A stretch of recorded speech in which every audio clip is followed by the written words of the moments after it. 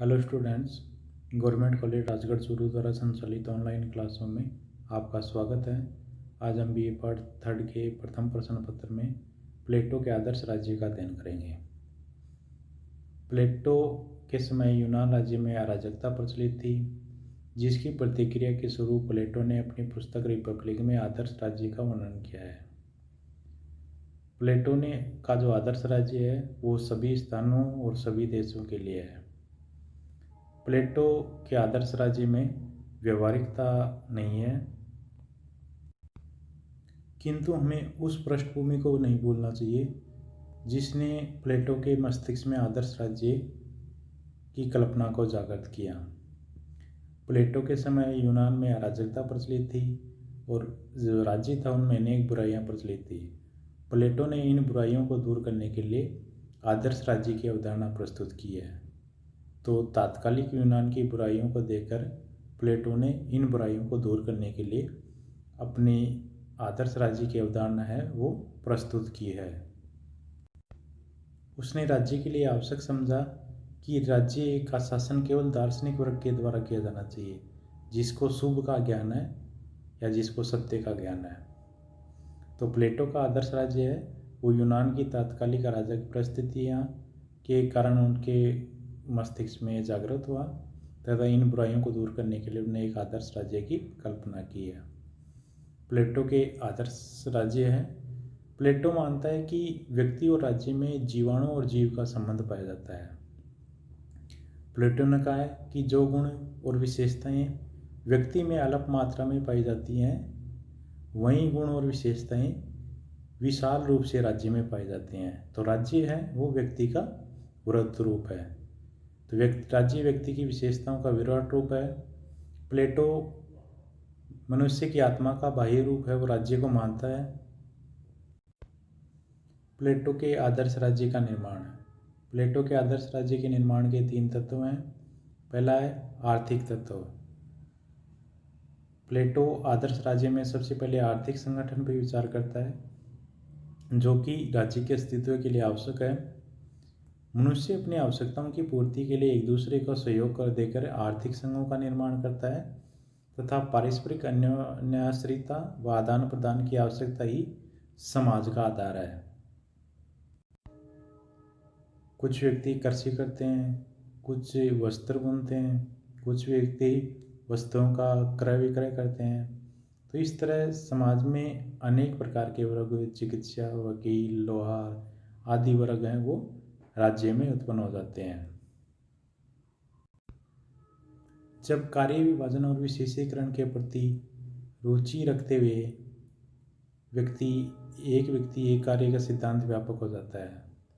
यानी जब व्यक्ति कार्य का विभाजन अलग अलग कार्य अलग अलग व्यक्ति करने लग जाते हैं और एक विशेषीकरण वाला कार्य व्यक्ति के द्वारा किया जाने लग जाता है, तब एक व्यक्ति एक कार्य का सिद्धांत व्यापक हो जाता है।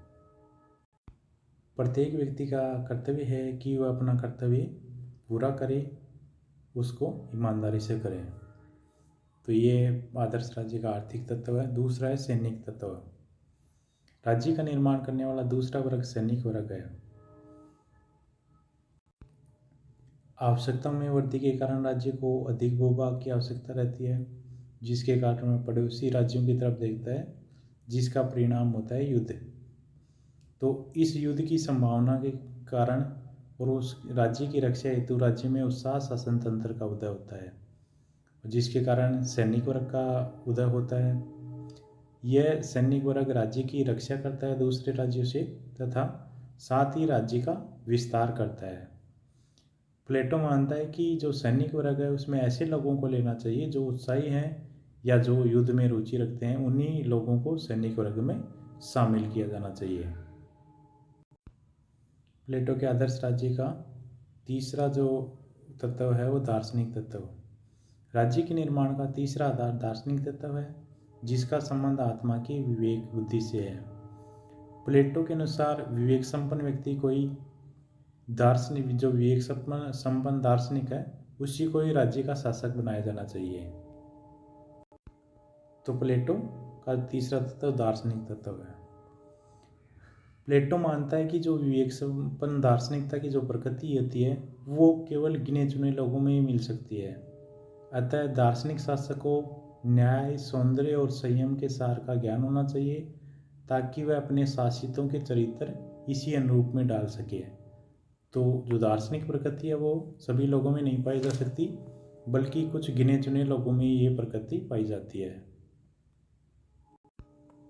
अब है आदर्श राज्य के वर्ग। आदर्श राज्य में कौन कौन से वर्ग हैं? तो प्लेटो आदर्श राज्य में 3 वर्ग मानता है। वह कहता है कि जिस प्रकार मनुष्य की आत्मा में 3 तत्व होते हैं, ज्ञान, साहस और शुद्ध या इच्छा, उसी तरह राज्य में भी 3 वर्ग मानता है वह। पहला है संरक्षक वर्ग। संरक्षक वर्ग ये इस वर्ग में यानी संरक्षक वर्ग में विवेक गुण की प्रतिनिधित्व करने वाला है। ये इस वर्ग का कार्य है वो सहायक संरक्षक वर्ग तथा उत्पादन वर्ग के बीच संतुलन स्थापित करना है। यह वर्ग बुद्धि प्रेमी होता है और इसका कार्य समाज का कल्याण करना होता है। दूसरा जो वर्ग है वो सहायक संरक्षक या सैनिक वर्ग है। सहायक संरक्षक वर्ग इस वर्ग सैनिक वर्ग का जो मुख्य कार्य है वह उत्पादन वर्ग की सुरक्षा करना तथा राज्य की भूमि को सुरक्षित रखना है। इसके अलावा उत्पादक वर्ग के लिए भूमि की आवश्यकता संबंध की पूर्ति भी इसी वर्ग के द्वारा की जाएगी। तीसरा है उत्पादक वर्ग। यह वर्ग वासना या शुद्ध तत्वों की पूर्ति करने वाला है। इस वर्ग में कृषक, कारीगर, शिल्पकार, व्यापारी आदि वर्ग आते हैं। इस वर्ग का जो प्रमुख कार्य है वो बौद्धिक आवश्यकताओं की पूर्ति करना है। तो प्लेटो 3 वर्ग मानता है दार्शनिक शासन में और तीनों वर्गों के द्वारा अपने अपने कार्य किया जाता है। अब है प्लेटो का दार्शनिक राजाओं का शासन। प्लेटो का मानना है कि राज्य तभी आदर्श रूप ग्रहण कर सकता है जब राज्य का शासन ज्ञानी और निस्वार्थ दार्शनिकों शासकों को द्वारा हो। यानी राज्य का जो शासन है वो तभी आदर्श रूप ग्रहण करेगा जब उस शासन का संचालन करने वाले व्यक्ति हैं वो ज्ञानी और निस्वार्थ दार्शनिक होंगे। तो दार्शनिक शासकों के द्वारा ही शासन किया जाएगा, तभी वह आदर्श राज्य होगा। प्लेटो कहता है कि धारणा है कि आदर्श राज्य में शासक वर्ग पर बुद्धिमान व्यक्तियों का होना चाहिए। शासक वर्ग है वो बुद्धिमान होना चाहिए। प्लेटो ने विवेक के 2 गुण माने हैं। उनके अनुसार विवेक में 2 गुण होते हैं। प्रथम, विवेक के द्वारा व्यक्ति को ज्ञान प्राप्त होता है। दूसरा है विवेक ही व्यक्ति को प्रेम करना सिखाता है। प्लेटो का दार्शनिक न केवल विवेकी और स्नेहशील है, बल्कि वह साम्यवादी की व्यवस्था के कारण व्यक्तिगत मोह से भी मुक्त, वीतराग, निस्वार्थ और कर्तव्यपरायण व्यक्ति है। तो प्लेटो अपनी साम्यवादी व्यवस्था के द्वारा दार्शनिक वर्ग को न केवल विवेकी रहता है, बल्कि वह जो दार्शनिक वर्ग वह पारिवारिक और संपत्ति के मोह से भी अपने आप को मुक्त कर लेता है और वह राज्य के हित में शासन करता है। प्लेटो के अनुसार राज्य का निर्माण करने वाले वर्गों में दार्शनिक शासन का सर्वोच्च स्थान है, क्योंकि जो दार्शनिक शासन है यही राज्य के लोगों को एकता के सूत्र में बांधता है। प्लेटो के अनुसार जो मनुष्य की चिंता या जो कष्टों का कारण है वो इस कारण है क्योंकि उसके जो मार्गदर्शक और जो नेता है वो अज्ञानी होते हैं, जिसके कारण मनुष्य है वो कष्ट भुगतता है। प्लेटो मानता है कि जो राज्य रूपी नौका का संचालन है वह ज्ञानी, कुशल और निस्वार्थ नाविक की आवश्यकता है उसके लिए, और यह निस्वार्थ जो नाविक है ये दार्शनिक राजा ही हो सकता है। यही राज्य का जो संचालन है वो अच्छी तरह से कर सकता है। प्लेटो मानता है कि जो दार्शनिक शासक है उसमें समझने में तीव्र, जानने में की उत्सुकता, वीर, आत्म संयमी, न्याय, बाह्य आकर्षणों से मुक्त आदि गुण हैं वो दार्शनिक शासन में होने चाहिए। प्लेटो मानता है कि जब तक दार्शनिक राजा नहीं होते या राजाओं में दार्शनिकता के प्रति भावपूर्ण भक्ति नहीं होती या राजनीतिकता, बुद्धिमत्ता है वो किसी एक व्यक्ति में नहीं होती, तब तक नगर राज्यों हैं उनको बुराइयां से दूर नहीं किया जा सकता। तो ये तब तक नगर राज्यों में बुराइयां बनी रहेंगी। रिपब्लिक में जो आदर्श राज्य का वर्णन किया गया है उस आदर्श राज्य में जो शासन का संचालन किया जाएगा वह सरकार के नियमों के द्वारा न होकर दार्शनिक शासकों द्वारा निर्मित नियमों द्वारा होगा।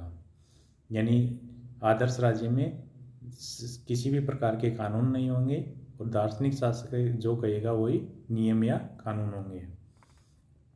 राज्य में स्वार्थिक महत्वपूर्ण दार्शनिक शासक को मिला है। आदर्श राज्य में स्वार्थिक महत्वपूर्ण स्थान दार्शनिक शासक का रहेगा।